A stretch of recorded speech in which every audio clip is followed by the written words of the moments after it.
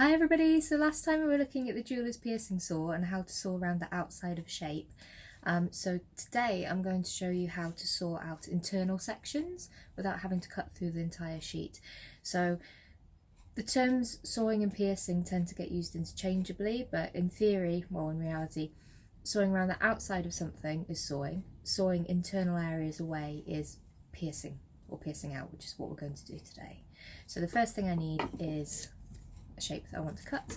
I've got a little bit of 0.5mm thick copper and I'm going to stick some double-sided tape on the back of my shape, and then if you remember from last time, it's really important that I cut all this excess sticky tape away. So I'm just going to cut slightly through the paper again so I know all that sticky tape's gone.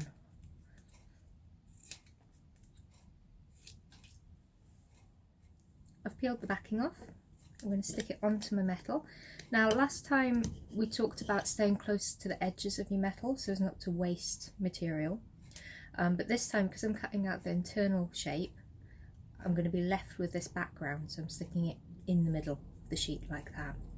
To be able to saw that little section out, what I need to do is pop a hole inside my shape. So you could use a drill, but just for speed I'm going to use my little hole punch pliers.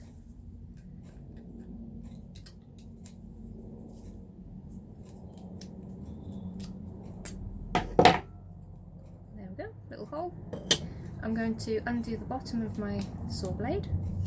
I'm going to thread it through the hole I've just made, and then what I'm going to do to get the blade tight is I'm going to stand up and put the saw in the V of my bench peg. I'm going to move the camera angle now as well. So same as before, we need to get this blade nice and tight, but we've got the added issue of there being a big old hunk of metal hanging off of it, so that's why I've stood up. If I stand up and have the top of the saw in the V of the bench peg, I can angle the saw so it's pointed down and the weight of the metal is sat on the top of the saw frame rather than on the blade. I'm going to put the handle on my stomach, I'm going to push, place the blade between the wing nut, tighten it up, take this out, give it the twang test. Sounds a bit loose, so I'm going to try and tighten it a bit more. Give it another twang. There we go, high pitched noise, and I'm ready to cut. Before I start cutting, I've got the beeswax that Kernowcraft sent me the other day, so I'm going to use the back of it and I'm going to run some of it along the back of the blade. I'm using the back of the beeswax just because it's pretty and I don't want to destroy the nice pattern on the front.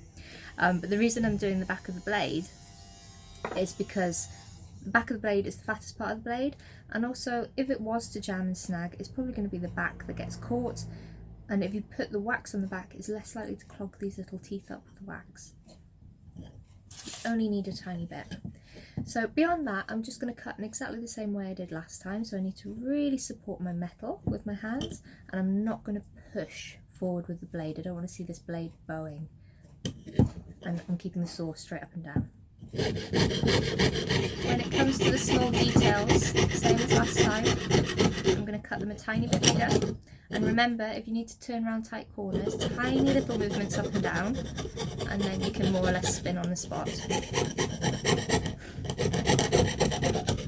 Tiny movements,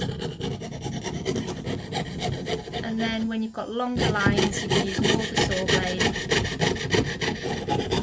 Remember, the saw is always pointing forwards and it's always going up and down more or less in the same spot.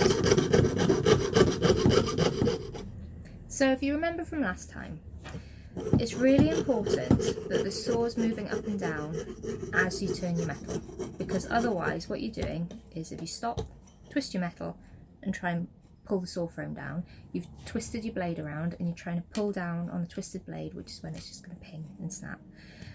So if you find that you've twisted it, don't force the saw, let go of it, lift it up, and this should right itself. Gently drop it down, and the saw should be facing forward again. The saw blade should be facing forward, and then you're good to start cutting. And also, same as last time, when you've started cutting about 2/3 of your shape away, you really need to start supporting that internal shape as well as the back piece, because otherwise it's going to be jiggling around all over the place. I'm getting up on my fingertips a little bit now. And same as last time, when you're getting near the end, make sure that your fingers are behind the V in the wood or behind your work, because when the saw blade stops having metal to cut through, it might ping forward like that, and you don't want it pinging into your fingers.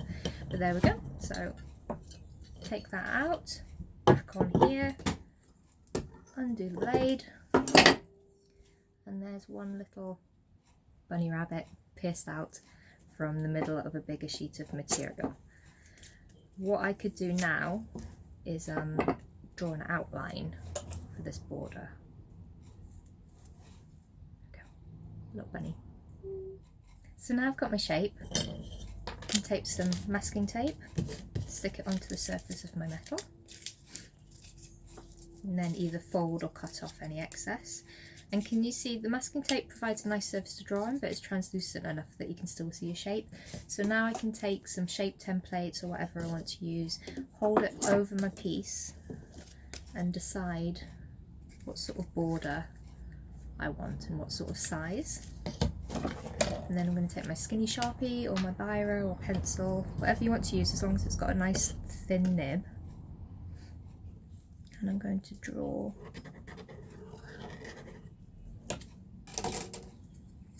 my border ready to cut. That's all ready to cut out now, but I'm going to do this later on because I'm off out in a minute. So later on I'm going to show you how to cut and texture and turn this into a piece of jewellery.